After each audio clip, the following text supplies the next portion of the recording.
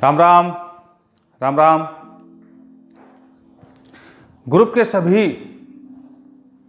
महानुभाव और प्यारे बच्चों, मैं कमांडो पुषाराम आपको, आपके पूरे परिवार को प्लस आपके जानने वालों को सभी को ग्रुप की तरफ से और मेरी तरफ से दीपू का पर्व है, दीपोत्सव है और पर्व का पर्व है, हिंदू धर्म का मेन महापर्व है दीपावली की हार्दिक बधाई और शुभकामनाएं देता हूं। यह पर्व है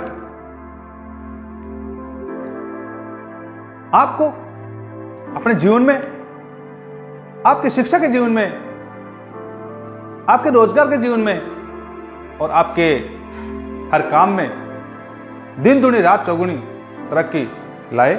मैं भगवान से प्रार्थना करता हूं कि आप अपनी सीढ़ी टू सीढ़ी आगे तरक्की करें, अपने काम में सफल हो और भगवान आपकी कामना पूर्ण करे। तो बच्चों, ये पर्व की मैं कुछ बिजी थोड़ा ज्यादा था, इसलिए थोड़ा समय से बिल्कुल एक आपके सामने नहीं आ रहा था, बिजी था। लेकिन जो मेरा जो एजुकेशन काउंसलर का जो काम है, काउंसलिंग है, वो जिसका भी फोन आ रहा था, मैसेज व्हाट्सएप पे आ रहे थे, तो मैं समय निकाल के उनसे बात पका करता था, बच्चों को पका काउंसलिंग का मौका पका देता था और वो आगे में भी देता रहूंगा। मैं बिजी रहता हूं तो वो तो मेरा शेड्यूल है, उसमें आपको कोई वो नहीं है। लेकिन आपको अपनी रूटीन जो पढ़ाई है, जो आपका जो टारगेट है, जो आपका गोल है, उस गोल के लिए आपको दिन रात मेहनत करते रहना है। कोई प्रॉब्लम आए, कोई प्रॉब्लम आए, कुछ भी XYZ कुछ भी है, नंबर मेरे है, आप कभी भी कॉल कर सकते हो। तो बच्चों, आज मेरा जो आने का आपके सामने समय निकाल के मैं आपके सामने आया हूं, तो मेरा आने का एक औचित्य और एक आने का एक मेन कारण जो था कि जो दीपावली पर्व है, हमारा मेन पर्व है, ये बहुत कुछ संदेश, ये बहुत कुछ प्रतीक और ये बहुत कुछ इस पर्व से हमारे को सीखने को मिलता है, बहुत कुछ सीखने को मिलता है, बहुत कुछ समझने को मिलता है और बहुत कुछ जानने को, बताने को और कुछ हासिल करने को बहुत कुछ मिलता है। यानी ये जो पर्व है, ये पर्व है यानी अधर्म पे धर्म की विजय, अहंकार पे संस्कार की विजय और हिंसा पे अहिंसा की विजय।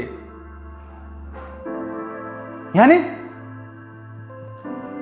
ये जो पर्व है, ये पर्व है एक, यानी कि सही और गलत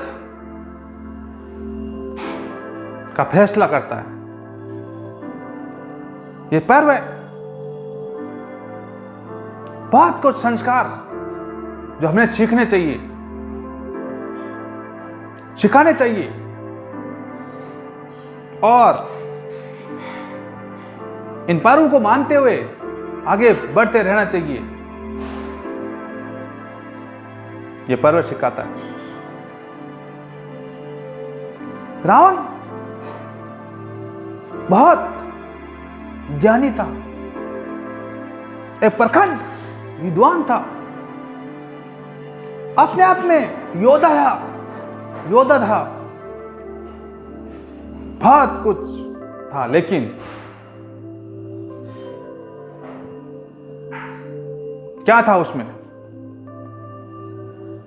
क्या था उसमें? वो एक अहंकारी था, वो एक कैरेक्टरलेस था, वो एक मनुष्यतापूर्ण जो समझने वाली चीज वो उसमें नहीं थी। और जो इसको जो मनाते हैं हम, यानी कि दीपावली, जब भगवान राम रावण की लंका को श्रीलंका करके, यानी कि लंका पे विजय पाके, फतेह करके, उसका अहंकार को चूर्ण करके जब आते हैं अयोध्या में, तो सभी दीपों से उनका स्वागत, जगमगाती रोशनी से उनका स्वागत करते हैं। यानी कि तुलसीदास जी ने जो श्री राम पे एक काव्य लिखा, यानी कि रामचरितमानस, क्या किया उन्होंने? देखो, रामचरितमानस यानी मनुष्य का चरित्र क्या होना चाहिए वो दर्शाया है। विष्णु भगवान ने राम के रूप में अवतार लिया था, और उन्होंने उनका जो चरित्र है कि इस जग में, इस संसार में, इस समाज में, घर में, परिवार में एक चरित्र को मानते हुए, एक अच्छे चरित्र को अपनाते हुए कैसे आगे बढ़ना है, तो उन्होंने लिखा रामचरितमानस।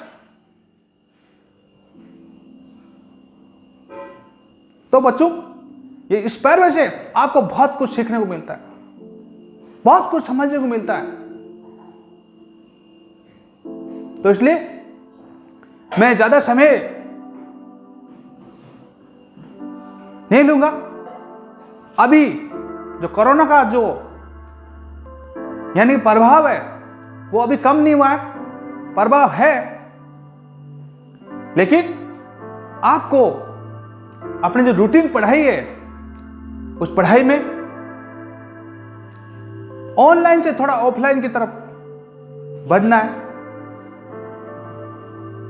पढ़ाई को यानी कि 24 आवर्स जो एक मैंने टाइम टेबल आपको बता रखा है, उस टाइम टेबल के हिसाब से आपने रन रखना है।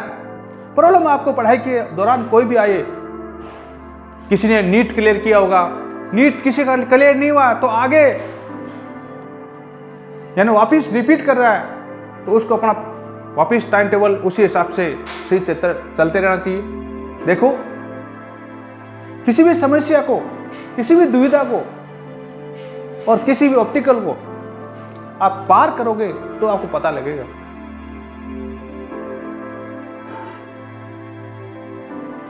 यानी कि असफल कोई बात नहीं है। ये परीक्षा का मतलब क्या होता है? आप एक बार असफल हो गए होंगे, लेकिन अपनी परिश्रम, मेहनत, पढ़ाई को चालू रखना है, कंपटीशन को चालू रखना है, रूटीन में पढ़ाई को चालू रखना है। पक्का आप सक्सेस, आप अपना जो टारगेट है वो टारगेट पक्का आपको अचीव होगा। जो बच्चे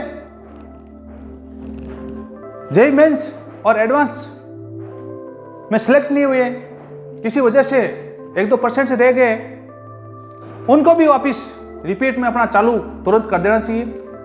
कोचिंग स्टार्ट होने वाली है, और जो बाकी पुलिस का एग्जाम हो गया, पेपर मैंने पढ़ा था, पेपर अच्छा आया, तो जो यानी जिन्होंने पेपर दिया होगा उनको पता होगा, यानी अपनी रूटीन में ऐसा नहीं पेपर दे दिया तो अभी कुछ मत करो, नो, अपनी पढ़ाई को रूटीन चालू रखो, स्टेप टू स्टेप पढ़ाई। क्यों? पढ़ाई क्या है? शिक्षा। मैंने आपको पहले बोला, शिक्षा एक अपार समुद्र है। जितना आप पढ़ोगे, जितना आप लिखोगे, जितना आप समझोगे, जितना आप, उतने ही ज्यादा आप आगे बढ़ोगे। इसलिए पढ़ाई को चालू रखना है। जो रीट के एग्जाम की तैयारी जो बच्चे कर रहे हैं उनको अपनी रूटीन में तैयार रखना है।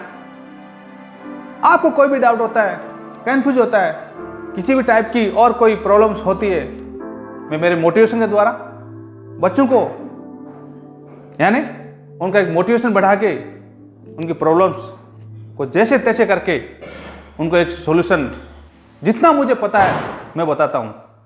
तो इसलिए आपने जुड़े रहना है, इस ग्रुप से जुड़े रहना है। बहुत कुछ आपको सीखने को मिलेगा, बहुत कुछ आपको समझने को मिलेगा।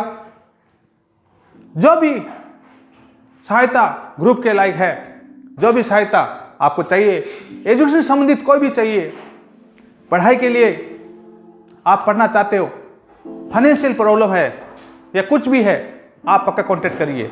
आपकी हेल्प 1% नहीं है, 100% नहीं, 150% आपकी हेल्प की जाएगी। देखिए, आप मौका दीजिए, मौका दीजिए, पक्का हेल्प की जाएगी। आपको आगे का जो यानी कि गोल पे कैसे पहुंच सकते हो उसका तरीका आपको बताया जाएगा। हर समस्या का सॉल्यूशन हल पक्का इस ग्रुप में जो कमेटी है, इस ग्रुप में जो मेंबर है, इस ग्रुप में जो महानुभाव जुड़े हुए हैं, काफी अच्छे इंसान महानुभाव है। तो आप पक्का कांटेक्ट करिए बच्चों, और अपने हौसले को नहीं तोड़ना है कभी भी हो।